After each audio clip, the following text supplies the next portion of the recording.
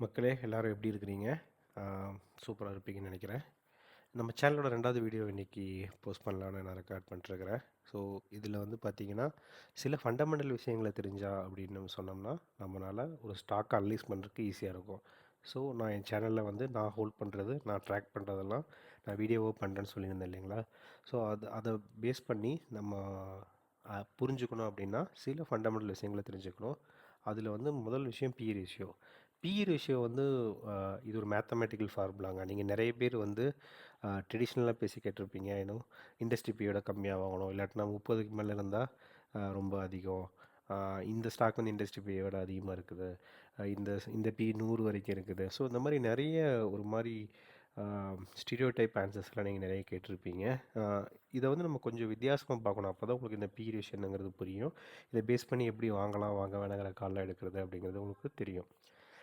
இப்போ stock price equal to EPS into P தாங்க ஒரு பேசிக் ஃபார்முலா. அதாவது ரூ. 200 ஸ்டாக் அப்படின்னா ரூ. 10 ஒரு ஷேருக்கு அந்த கம்பெனி சம்பாதிக்கிறது அப்படின்னா, மார்க்கெட் அதாவது நம்மள மாதிரி முதலீட்டாளர்கள் வந்து அந்த பிக்கு 20 கொடுத்து வாங்க ரெடியாக இருந்தாங்கன்னா அந்த ப்ரைஸ் 200 மாறிடும்.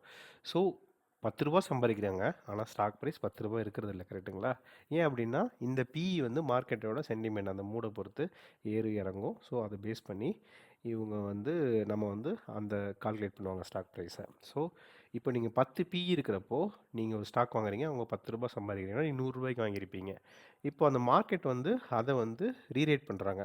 ஸோ அந்த ரீரேட்டிங்கில் நம்ம இன்னொரு வீடியோவில் பார்ப்போம். அது அது பேசிக்காக சொல்கிறதா இருந்தால் அவங்க வந்து அதை ரெகனைஸ் பண்ணுறாங்க அந்த ஸ்டாக் அப்படின்னு சொல்லி அதை 20 மாற்றுறாங்கன்னு வச்சுக்கோங்க மார்க்கெட்டில். அப்போ என்ன ஆகும் அப்படின்னா ஸ்டாக் ப்ரைஸ் ஆட்டோமேட்டிக்காக ஏறிடும். ஓகேங்களா? ஸோ ரூ. 10 நீங்கள் 10 பிஇ இருக்கிறப்ப நீங்கள் வாங்கினப்போ ரூ. 100 வாங்கியிருப்பீங்க. வாங்கி ஒரு 10 நாளில் வந்து பார்த்தீங்கன்னா ரூ. 200 இருக்கும். என்னென்னா இயர்னிங்ஸ் கம்பெனி வந்து குவார்டர் ஆன் குவார்டர் இல்லைனா ஹாஃப் இயர்லி ஒன்ஸ் தான் வந்து ரிட்டர்ன் இன்கம் ஸ்டேட்மெண்ட்டை இது பண்ணுவாங்க, டிஸ்க்ளோஸ் பண்ணுவாங்க. கரெக்டுங்களா? ஒன்றுமே நடந்திருக்காதான ப்ரைஸ் ஏறி இறங்கும். எதனாலனா இந்த பிஇயோட ஃப்ளக்சுவேஷன் தான். ஸோ 2வது வந்து பார்த்தீங்கன்னா PE equal to price per share divided by earnings per share. அதாவது இதே ஃபார்முலா தான் நம்ம 10th படிச்சிருப்போம் இல்லைங்களா? ஈஸ் ஈக்குவல் டு இந்த பக்கம் வந்துச்சுன்னா டிவைட் ஆயிரும். ஸோ அது வந்து இது பிஏ நீங்கள் இப்படியும் கால்குலேட் பண்ணலாம்.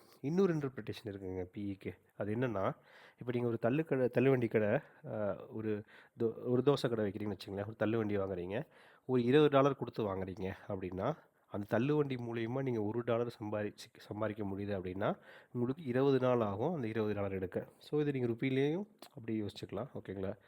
இதே மாதிரி நீங்கள் பிஇ எப்படி பார்க்கலாம் அப்படின்னா, இப்போது நான் வந்து ஒரு ரூ. 10 அப்படிங்கிறது ஒரு ஸ்டாக் ப்ரைஸ் அப்படின்னா, நான் 20 பிஇ இயர்னிங் பெர் ஷேர் 10 அப்படின்னா, நீங்கள் 20 பிஇ கொடுத்து வாங்குறதுக்கு ரெடியாக இருக்கிறீங்கன்னா, அந்த கம்பெனி அதே இயர்னிங்ஸை அவங்களோட க்ரோத் இருக்குது பார்த்தீங்களா, அந்த அந்த அந்த இபிஎஸ்ஸை வந்து அதே அவங்க திரும்ப திரும்ப கொடுத்துட்டு இருந்தாங்கன்னா, நீங்கள் எத்தனை வருஷம் ஆகும் அதை ரிட்டர்ன் எடுக்கிறதுக்கு அப்படின்னு. ஸோ நம்ம ப்ரீவியஸ் எக்ஸாம்பிளில் 10 × 20 200ன்னு பார்த்தோம் இல்லைங்களா? ஸோ இந்த இடத்துல 20 வருஷம் ஆகும் நீங்கள் இன்வெஸ்ட் பண்ணுற அமௌண்ட்டு எடுக்கிறதுக்கு. நீங்கள் ஒரு ஷேர் வாங்கியிருக்கிறீங்க ரூ. 200, ஆனால் ரூ. 10 தான் அந்த கம்பெனி ஒரு ஷேருக்கு சம்பாதிக்குது. அந்த கம்பெனி இயர்னிங்ஸை அதே லெவலில் பண்ணிட்டு இருந்தாங்கன்னா 20 வருஷம் ஆகும் நீங்கள் போட்ட அமௌண்ட்டை எடுக்கிறதுக்கு. ஓகேங்களா? இது இன்னொரு இன்டர்பிரிட்டேஷன். சரிங்க. இப்போது பிஇ வந்து அதிகமாக இருக்குது அப்படின்னா நான் வாங்கக்கூடாதா அப்படின்னா, வாங்கலாம். பிஇ கம்மியாக இருக்குது அதனால் வந்து நாங்கள் வாங்கலாமா அப்படின்னா, அது வாங்காமல் கூட இருக்கணும்.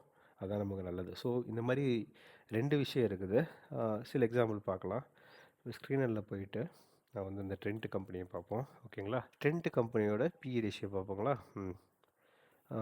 ஸோ இங்கே என்ன நடந்திருக்கு? BE ratio 169, 160, 140. ஸோ கிட்டத்தட்ட இப்போ 200 போயிடுக்குது. ஓகே.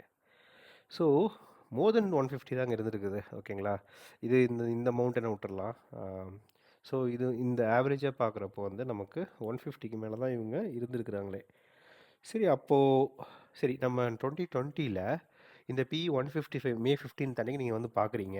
இப்போ 155 இருக்குது, ரொம்ப நான் வந்து ஜாஸ்தி கொடுக்கணுமே, இது வந்து இதை கொடுத்து என்ன பண்ணுறது, இது ரொம்ப மல்டிபிள்ஸ் வந்து ஜாஸ்தியாக இருக்கே அப்படின்னு சொல்லி நீங்கள் விட்டுருந்தீங்க அப்படின்னா, ஓகே மே 20 நம்ம ப்ரைஸுக்கு போகலாம்.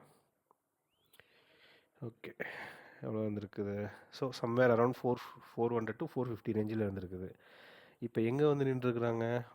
கொண்டு வந்து 7,000 8,000 வந்து நிறுத்தியிருக்கிறாங்க. ஸோ உங்களுக்கு எவ்வளோ லாஸ் இந்த இடத்துல? இந்த இடத்துல வந்து சரி, நீங்கள் ஆப்பர்ச்சுனிட்டி விட்டுட்டீங்க. சப்போஸ் நீங்கள் பார்த்துருந்தீங்க பிஇ அதிகமாக இருக்குன்னு வாங்கல அப்படின்னா நீங்கள் ஆப்பர்ச்சுனிட்டி லூஸ் பண்ணிட்டீங்க. கிட்டத்தட்ட 20 டைம்ஸ் வந்து 20 டைம்ஸுங்க.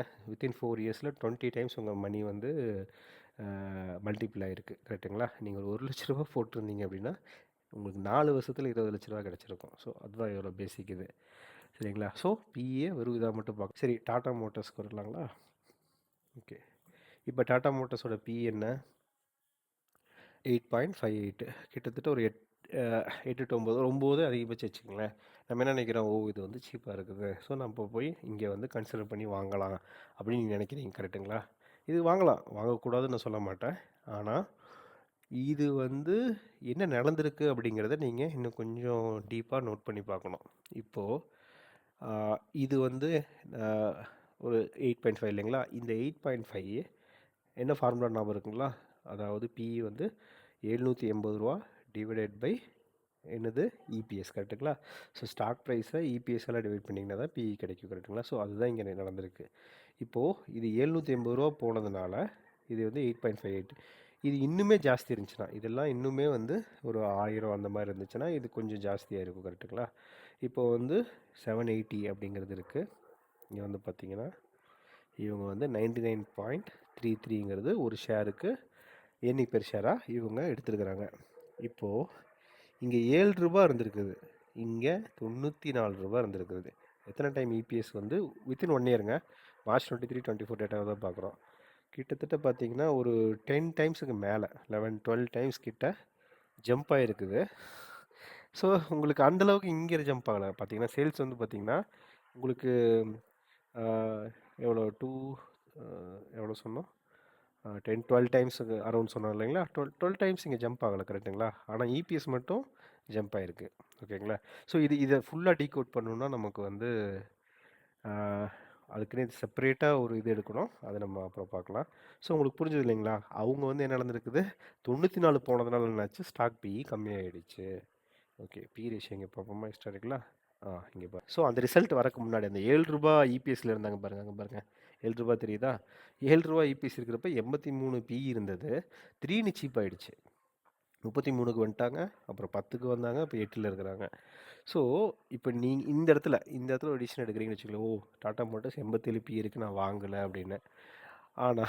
ஆனால் திடீர்னு பார்த்தீங்கன்னா டெட் சீப் ஆகிடுச்சு. எதனால? அப்போ அவ்வளோ ப்ரைஸ் இறங்கிருச்சா? கிடையாதுங்க, இபிஎஸ் ஏறி இருக்கு அவ்வளோ.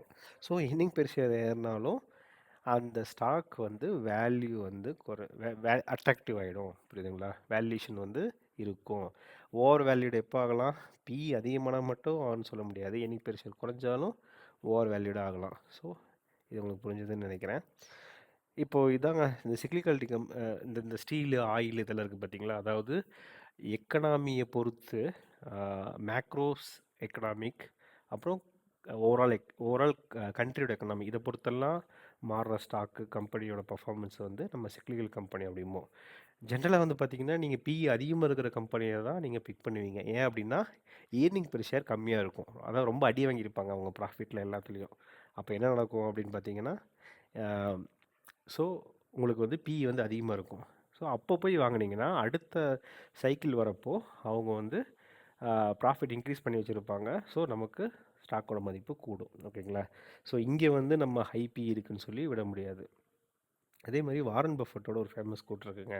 இதை நிறைய பேர் சொல்லி நீங்கள் கேட்டிருப்பீங்க, price is what you pay, value is what you get. ஓகேங்களா? ஸோ இது கேட்டாலே உங்களுக்கு புரியுது இல்லைங்களா? நீங்கள் கொடுக்குற காசு அதே தான், ஆனால் நீங்கள் உங்களுக்கு திருப்பி கிடைக்க போகிறது வேல்யூ. ஓகேங்களா? நீங்கள் என்ன ப்ரைஸ் வேணால் கொடுக்கலாம். நான் இப்போ நீங்கள் ஒரு தக்காளி வாங்க போகிறீங்க அப்படின்னா கடைக்காரன் 60 சொல்கிறேன் அப்படின்னா நீங்கள் 1 கிலோ தக்காளி தான் கொடுப்பீங்க. 100 சொல்கிற கடைக்கு போகிறீங்க அப்படின்னா அதே 1 கிலோ தக்காளி தான். கரெக்டுங்களா? ஸோ நீங்கள் பே பண்ணுற price is what you pay, வேல்யூங்கிறது இஸ் வாட் யூ கெட்.